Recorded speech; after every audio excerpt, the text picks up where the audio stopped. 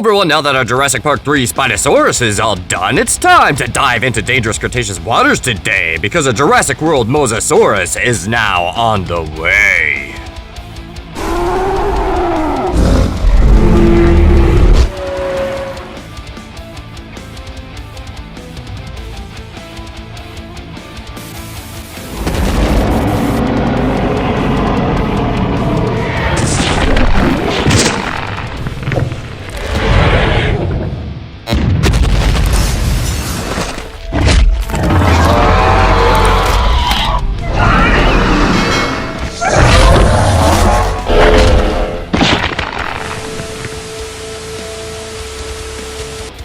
On this YouTube video today, we're making something other than a dinosaur, I do say, because I'm crafting a marine reptile skeleton today. Known as a Mosasaurus, you might say. And as I make this stop-motion skeleton today, we'll go over some fun facts about this prehistoric sea monster, I say. So let's go over some things you may not have known about the Mosasaurus. First off, it looked much different than the kaiju-sized Mosasaurus you see in Jurassic World. So let's go over what Mosasaurus was actually like. Starting off with fun fact number 1. First off, this is not a dinosaur. Now, I know it definitely does look like a dinosaur, and the first thing that probably comes to your mind is, well, dinosaur. But Mosasaurus is technically a massive marine reptile, and even though it has the saurus in the end of its name, causing most people to think it would be a dinosaur, but the truth is, well, it's not. This animal is technically a massive lizard that is closely related to snakes. This animal is easily distinguished by its hydrodynamic fins, barrel-like body, big eyes, and a jaw that pretty much makes up a vast majority of its skull. It has such odd features by the time its remains were discovered, paleontologists that discovered it thought it could be the remains of a fossilized crocodile or perhaps whale. But now you know that's not the case. Moving on to number 2, it was ready to swim. You might believe that the Mosasaurus, just like dinosaurs and reptiles, laid eggs, and was born looking adorable but at the same time terrifying. But scientists have realized that the fascinating marine reptile was more like a modern mammal as opposed to a crocodile for reproduction purposes. That's right, Mosasaurs were born ready to swim. Even though it was a marine animal, it did like to spend time near the shores, or the shallow waters where there wasn't much danger, and food was plentiful. All the necessary things to grow up and become a giant sea monster during the late Cretaceous period. On to number 3, this monster's very unique jaws. This aquatic monster's jaws were very similar to a snake. That's right, so these set of jaws could basically extend to swallow prey whole. Just like some modern day snakes, Mosasaurus had 2 sets of teeth in its upper jaw. However, just with the first row, I'm pretty sure you would be chewed up and, well, turned into food. But just in case that wasn't enough, there was basically a secondary set of jaws behind its other set of jaws to make sure you went down its throat,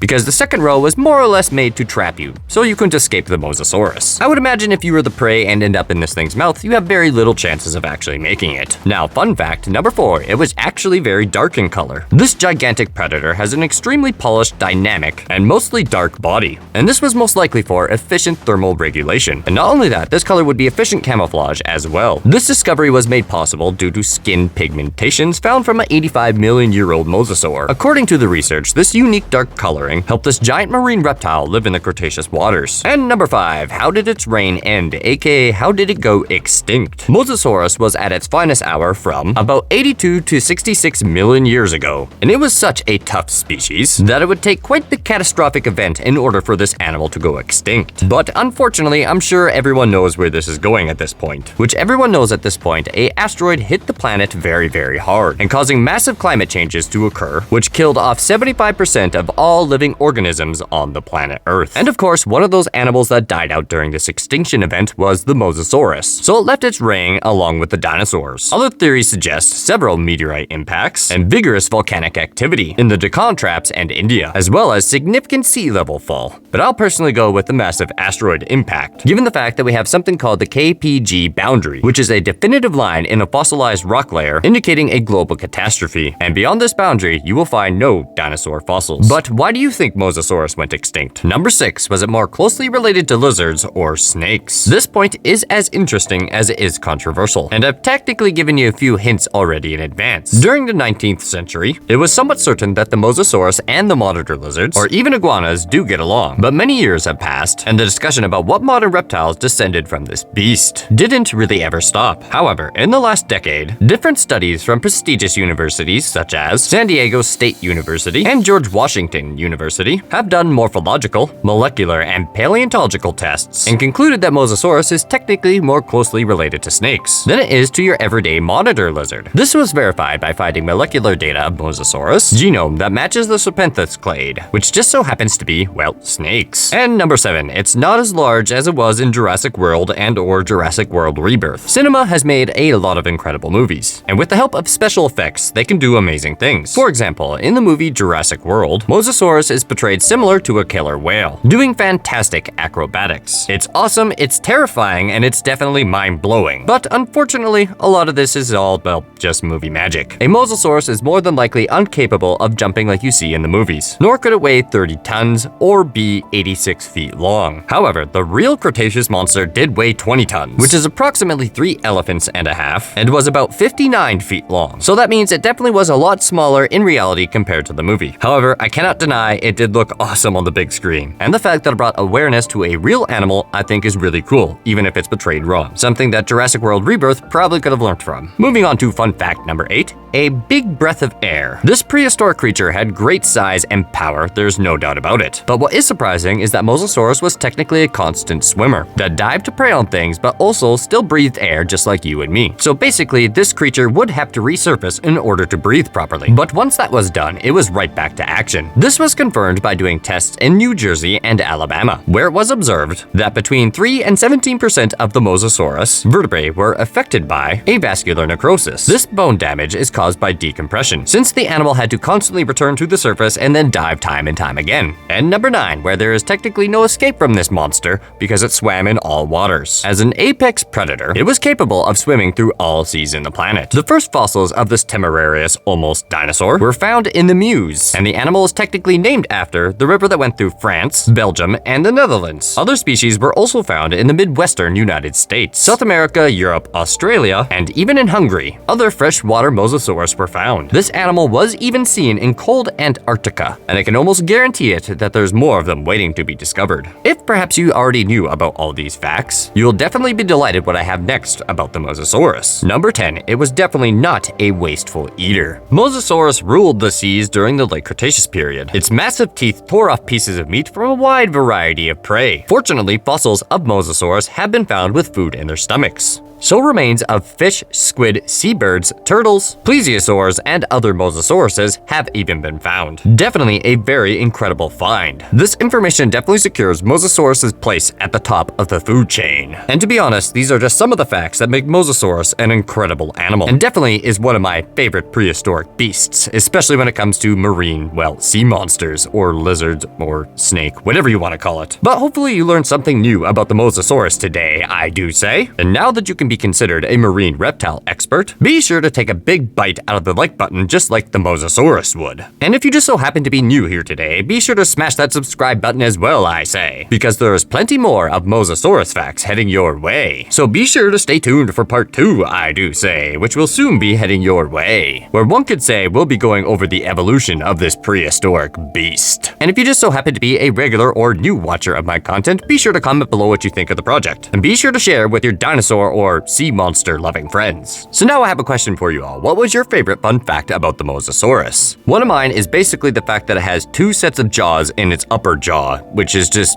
crazy. Like, one apparently wasn't enough just to make sure you went down its throat. This thing is a sea monster by true definition, as far as I'm concerned. Plus, here's a bonus fun fact for you. Its bite force was incredibly strong, pushing anywhere from 13 to 1600 psi. This compares to a Tyrannosaurus Rex, if not slightly higher. To help put this bite force into perspective, a T-Rex's bite force is about 8,000 to 12,000 psi. But it should be mentioned that some estimations for the Tyrannosaurus Rex go as high as 431,000, which I'm sure is measured from the tooth tip. And just to make sure I cover all bite force measurement units here, the T-Rex bite force in Newton meters is about 35,000 to 57,000. And with the Mosasaurus, some estimations go as high as 233,000 Newton meters. However, if you do use the 13 to 1600 psi measurement for the Mosasaurus, that measurement in Newton meters equals about 58,000 to 71,000 Newton meters. And it's just crazy to think that all this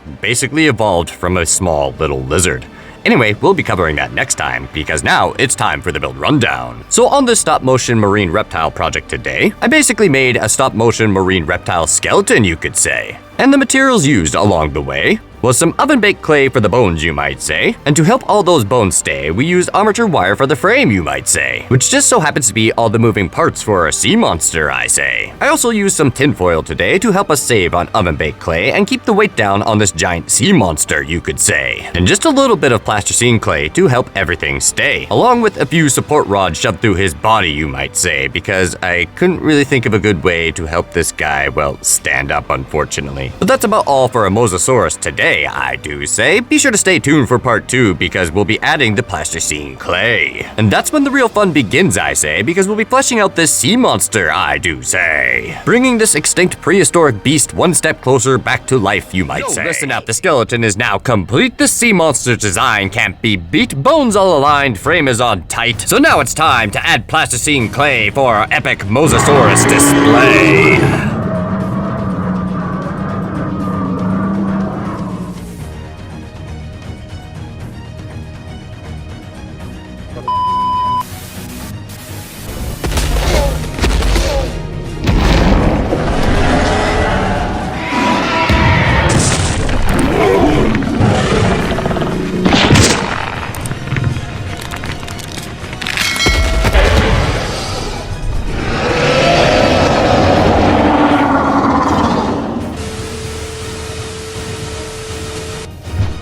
Everyone on this YouTube video today, I'm happy to say a marine reptile won't be just a skeleton today because I'm adding the plasticine clay, I do say. But before that can get done, we have a bit of skull painting fun. And as I sculpt away at the Jurassic World Rebirth Mosasaurus today, I'll be going over the incredible evolution, I say, of this amazing animal, you could say. During the late Cretaceous, large theropods dominated the land throughout the world rather uncontested. However, in the oceans and seas, there was a different set of rulers. And they ruled with vice grip like jaws, and were honestly one of the true behemoths of the Cretaceous period. And that is, of course, the mosasaurs. They were marine reptiles that grew to giant sizes, and were highly adapted to thrive, and is probably one of the strongest dynasties the world has ever seen. And they did this at lightning speed, causing mayhem in every corner of the prehistoric Earth. However, in spite of becoming one of the lords of the late Cretaceous period, mosasaurs came from quite humble beginnings. And many paleontologists believe that the sea monster's beginning all started from a family of semi-aquatic lizards, known as the Adrilisauridae, which lived approximately 99 million years ago in Europe. They lived around the shallow marine environments of prehistoric Tethys Ocean, and probably spent most of their day on land. And unlike their eventual descendants, they were probably rather small, probably no more than a few meters or few feet in length, preying on small fish, lizards, and possibly amphibians. A very far cry from the diet of the eventual mosasaurs. And for millions of years, the Adrilisauridae remained relatively unchanged. When this group of lizards first emerged, they were limited by the fact that the waters had already not just one, but two dominant forces: the short-necked plesiosaur and the dolphin-like ichthyosaur. Both groups were diversified, and it should be mentioned both were very large, especially the ichthyosaurs, resulting in the top of the food chain for the ocean being very tight, offering very little space for newcomers. And because the ancestors for mosasaur were much smaller, they could not compete. But luckily for them, they didn't necessarily have to, because approximately 90 million years ago, give or take a few, both plesiosaurs and ichthyosaurs vanished. There has been many ideas on what happened. Some suggest that the two have been struggling for a long time, and recently one conjecture that has gained a lot of traction proposes that something caused dissolved oxygen to be depleted in the oceans, what is now leading to what's called the Bonarelli extinction event, which possibly resulted in the eradication of both groups, either directly or indirectly. With a loss of two very important members of the food chain, a major gap was formed, and the Adrilisauridae were determined to be the first to capitalize on it, and capitalize they indeed did. The lack of previously abundant predators allowed them to return to the ocean for good, and then rapidly evolved to what eventually became the mosasaurs. Among many changes, their hands and feet became flippers, their tails became powerful tools of locomotion, and most importantly, they got massive. So huge that it's more likely than not that a new mosasaurus genus would measure over 4 meters or 12 feet in length, and a few got extremely massive, highlighted by the world record holder for the world's largest mosasaur on display, which is named Bruce, which happens to be a Tylosaurus, and based on his remains, it's believed that he reached 13.1 meters or 43 feet in length. And with the increasing size and overall diversity, the mosasaurs were able to become one of the top marine predators in approximately just 25 million years, which is a shocking amount of time compared to how long it took marine reptiles to reach a similar status. And by the end of it all, mosasaurs had over 42 members in their family that all combined had a very strong presence worldwide. However, the substantial size of the average mosasaur was not the only reason they were able to quickly take over every environment, due to one of their strengths being they had a very wide range of stature, with the smallest one being 1 meter or approximately 3.3 feet. This let them infiltrate just about every niche, some of which even included freshwater habitats, as indicated by an 84-million-year-old mosasaur that was located in freshwater sediments. And along with their size range, another key tool was their teeth. Across the group, the teeth were quite different and were quite specialized, meaning that nearly every animal in the ocean was more than likely in their sights. Larger mosasaurs had sharp and robust teeth for taking down bigger prey, allowing them to become apex predators, while smaller mosasaurs had teeth better suited for smaller creatures. And a few like Lobidens had even more unique teeth, because they had blunt and round teeth, an indication that it likely consumed shelled animals by essentially just crushing them. Additionally, another advantage mosasaurs had, which was their jaws, which just so happened to be double hinged and extremely flexible, letting them swallow most of the prey nearly whole, very similar to a snake. And a few more mosasaurs had even more adapted jaws. Well, technically more so snouts. And this one goes for the Tylosaurus, which had an upper snout that was very bony and void of teeth, leaving paleontologists to believe that it used its head somewhat like a battering ram to batter both prey and other carnivores. All these new evolutionary traits, which all started from just a plain aquatic lizard, made the Mosasaurus almost unstoppable, and their influence was so intense at the end of the Cretaceous that occasionally when a member entered a new environment, a turnover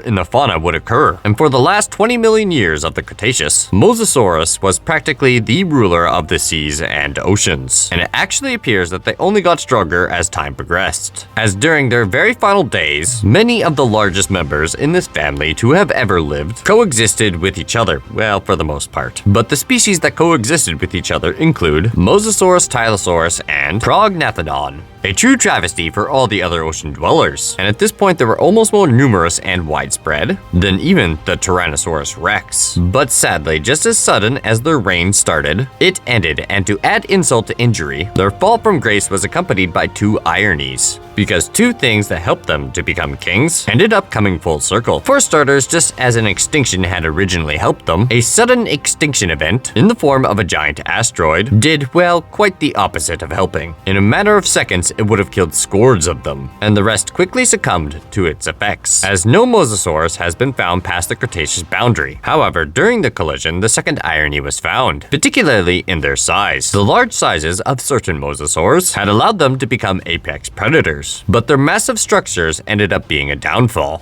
in the KT extinction event, mainly having to do with the fact that larger animals had a harder time coping, highlighted by the fact that no tetrapod over 55 pounds or 25 kilograms survived. And sadly for the Mosasaurs, none of the living members at that time were even close to that weight threshold, and thus their sudden rise to fame ended just as abruptly as it started. And that concludes the evolution on the Mosasaurus, at least what we know so far, up until perhaps more discoveries are made, because there is massive gaps in the fossil lineage, making this animal somewhat of a mystery. But what we know about this amazing animal so far, and the fact that part of this is still a big mystery, which is why personally this is one of my favorite animals from the Cretaceous, and I think it would have been very interesting to see what they could have become if their time frame on Earth wasn't cut so short. However, considering the fact that it took a very short amount of time for them to basically turn into literal sea monsters, it's more than likely beneficial for us that they no longer exist and did go extinct. Anyways, I hope you enjoyed this video today, and if you enjoyed the fun facts in the project today, be sure to smash that like button as hard as the asteroid did, I do say. And if you just so happen to be new here today, be sure to hit that subscribe button, I say, so you don't miss part 3 of the Mosasaur soon heading your way. And also be sure to comment below what you think of the project today, and be sure to share with your dinosaur-loving friends. But anyway, it's time for the build rundown today on a Jurassic World Rebirth Mosasaurus, I say. So during part 1, we made the stop-motion motion Mosasaurus skeleton, which was made out of aluminum armature wire, tinfoil, and oven-baked clay. So before we could add clay to this skeleton today, we had to make sure that the skull was well painted because, well, it's a lot easier to do that before you start adding plasticine clay. Which then brings me to the second and third steps of this video, which was basically adding a base coat of plasticine clay, which was the gray, then adding in some more accurate colors for the Rebirth Mosasaurus, you could say, which basically involved counter shading and a very odd tinted green. And I have to admit, it did take me some time to kind of mix up that color that the Rebirth Mosasaurus color was. It's very odd. But basically with the white and green layers of clay, I was able to bulk up this sculpture today, essentially adding in all the muscles, you could say. But stay tuned for part 3, I say, where we'll be finishing this sculpture, I do say. Over on the clay, Jurassic waters have gotten a lot more dangerous today because of Jurassic World Rebirth sea monsters now swimming your way, I do say.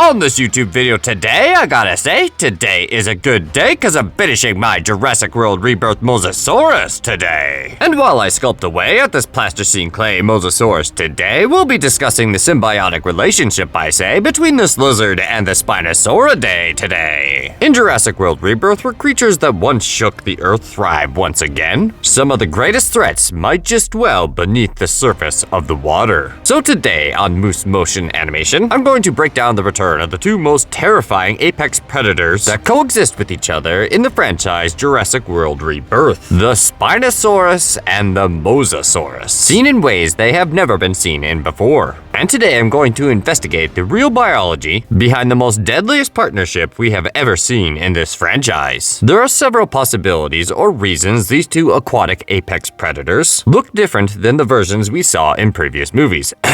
Toy sales. So we know that the setting of Jurassic World Rebirth is located on the island of Sachi Bear, and it was the test bed of the genetic operations done back in the 1980s. Presumably InGen sequenced and manufactured the prehistoric DNA there, before shipping the completed genomes to Isla Sorna, to then be showcased off at Jurassic Park. So it is possible that some of these animals in this new movie are alpha bills, the prototypes that came later. These animals were either deemed too dangerous for the park, or just not proper looking for park attractment standards. So they were left behind on this island that we visit in Jurassic Park Rebirth. This includes the Spinosaurus and Mosasaurus that I will be going over today. A alternate scenario is that these are both relative newcomers who migrated to the islands after the events of Jurassic World Dominion, given the fact that the movie mentions that the current climate of the Earth can no longer contain these prehistoric beasts. Which, as a avid dinosaur nerd, I'm like, okay, well, that's not really plausible, but it's a movie, so okay. I guess we're just gonna ignore the fact that we had velociraptors in the snow and ice,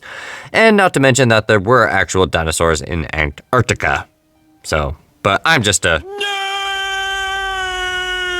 Either way, this movie did imply that basically a lot of Earth's biomes were no longer suitable for these dinosaurs. So some species retreated to the equatorial belt, which just so happens to be where this newly introduced island would be. God, I am nerdy. But in either scenario, we are dealing with creatures from a different generational development from what we saw in 2001 and the 2010s. But let's start this analysis with the Spinosaurus, the object of admiration by its own fans and consternation by T.Rex fans since 2001. I wonder why. The Spinosaurus came stomping onto the screen and went from an obscure dinosaur, only seen in ensemble outings like Warpath Jurassic Park, and a few toy lines, to become one of the title icons for the franchise, up until Jurassic World. But either way, the Rebirth's interpretation of the Spinosaurus is approximately 12 meters or 39 feet in length, or 4 meters tall or 13 feet tall.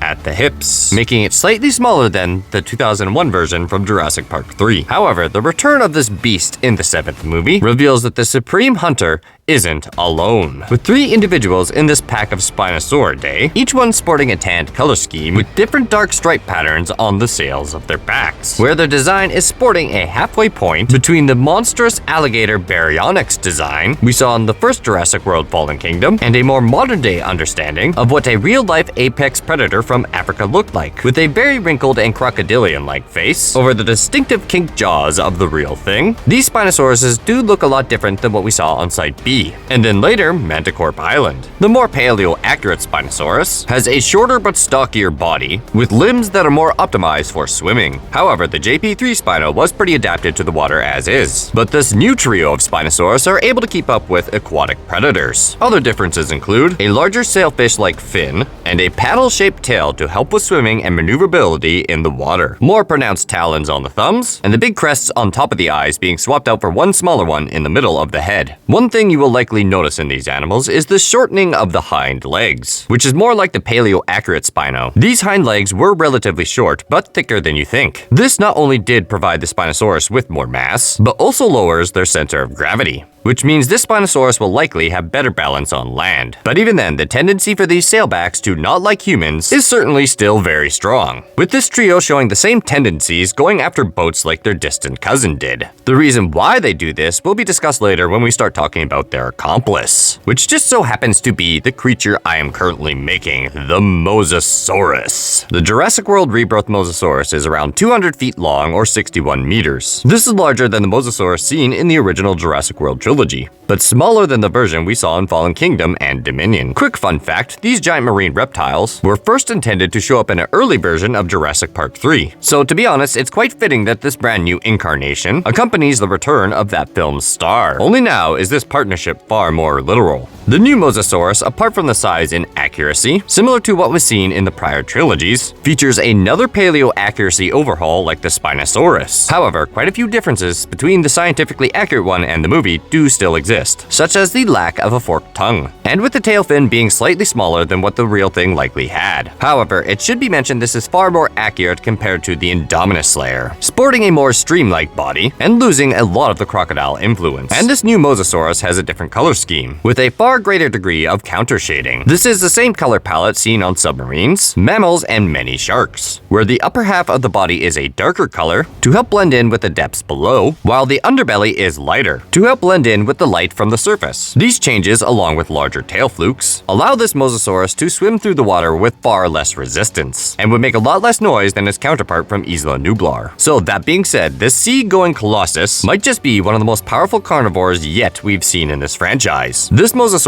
also has a very different temperament from the one we see in Jurassic World, being simultaneously just as aggressive towards humans, but is also very curiously cooperative with another apex predator. Another big reveal in this movie, which is arguably on par with the T.Rex, which I have gone over in prior videos, the beasts from Rebirth have subverted an all too common trope of when a theropod gets near a large body of water. But instead of attacking the dinosaur, the giant sea monster actually works with them. This might initially seem like a fantastic addition, almost on par with frill-spitting Dilophosaurus or giant scaly raptors that don't have feathers. But believe it or not, there are aspects of nature today that do resemble this kind of partnership. Being an apex predator isn't always easy, and technically a fight avoided is a fight survived, with the Spinosaurus in this new film being a lot more maneuverable and agile. In the water, attacking one of them might be a lot more trouble than it's really worth. The Mosasaurus could certainly kill one of the theropods if they battled it out, but why bother getting a meal that could wind up being nimble enough to start biting back, especially when there is an abundance of easier and larger prey out there. And partnerships between large apex predators and comparatively smaller carnivores happen to this very day. Perhaps one of the most fascinating examples involving a modern-day dinosaur is the relationship between wolves and ravens. These birds have been observed doing some odd behaviors,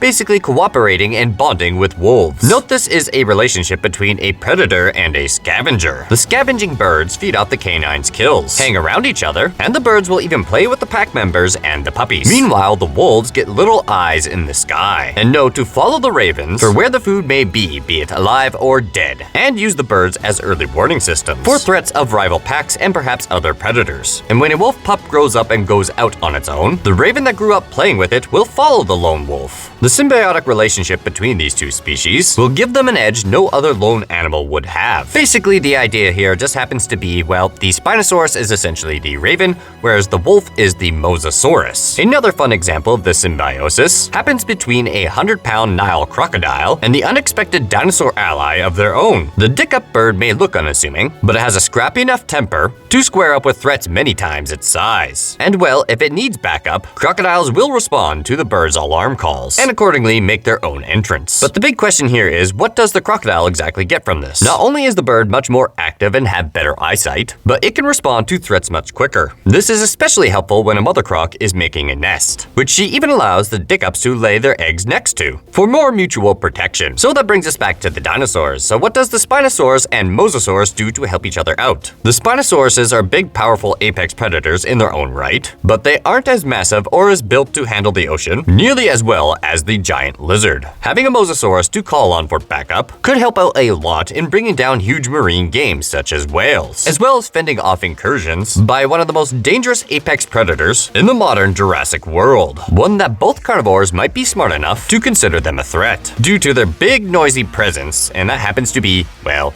humans. And given the previous Spinosaurus' tendency to already gun for boats, any help counts. I'm sure a lot of you, even the trailer emphasizes, nobody's dumb enough to go where we are going. And well, this pack might just be the answer as to why very few boats actually ever survive making it to the island. Mainly because the Mosasaurus could be using the Spinosaurus as an extra pair of sensors and eyes. This new Mosasaurus does have a lot of benefits, but still lacks a forked tongue like its ancient ancestor, which means it could potentially have a reduced capacity to field its Jacobson organ. Modern adaptations with the forked tongue seen in monitor lizards and snakes helps the animal pinpoint the direction and distance of a target. And if the Mosa is also aggressive towards humans, having a trio of Spinosaurus with acute vision could definitely help point it in the right direction. Having agile and amphibious Spinos might also help drive potential targets further into deeper waters, such as herding land-bound dinosaurs into the water where certain death from the Mosasaurus awaits. Mosasaurs attacking land animals was a method of hunting that the Mosasaurus may have resorted to locked inside its lagoon between the events of 2015 and 2018. So it isn't too hard to imagine this Mosa using the same methodology here, essentially using the Spinos as aids. The ways these two animals may have met and began to cooperate could be one of many reasons. The simplest route for these four to get along would have been an encounter at a younger age, whether or not they shared the same territory upon release into the wild, or perhaps hatched together, essentially growing up together and looking after each other as a pack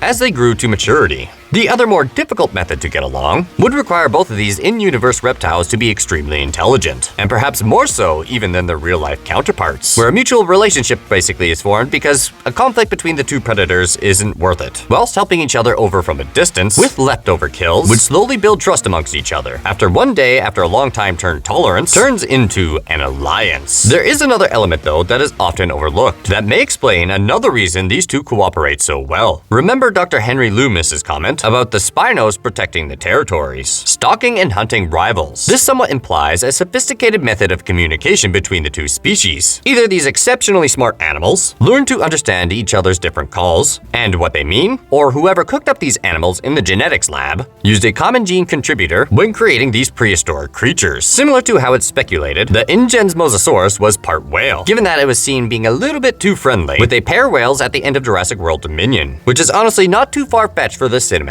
universe, that these two animals could share a common set of genes, further bolstering their collaboration behavior. The best example of this was how the Indominus Rex was able to communicate with the raptors in Jurassic World, and were perhaps the most dangerous pack in the previous trilogy. Knowing this, we can expect the Spino pack and the Mosasaurus to work together, and perhaps someday we'll see some complex hunting behaviors between these two creatures, just like modern-day crocodiles. And submutations, bringing forth the most dangerous and powerful symbiotic relationship in this franchise thus far. But that concludes all the fun facts today on the Mosasaurus and the Spinosauridae, I do say. say. So hopefully you enjoyed part 3 today on this marine lizard, I say. And if you did, be sure to smash that like button as hard as a dinosaur today. Comment below what you think of the project, share with your friends, and perhaps consider subscribing if you're new, because there's a lot more dinosaur content coming for you.